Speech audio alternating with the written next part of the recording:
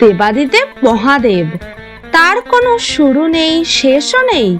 তিনি আদি যোগী, যোগের মূল উৎস, যেখান থেকে বিশ্বজুড়ে আধ্যাত্মিকতার জাগরণ শুরু হয়েছে। শিবের নটরাজ রূপ সৃষ্টি আর বিনাশের চিরন্তন নৃত্যের প্রতীক।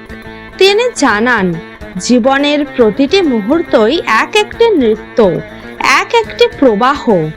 তিনি শুধু এক দেবতা নন, তিনি সাম্য, শক্তি আর শিবের মিলন, পুরুষ আর প্রকৃতির চিরন্তন একতা।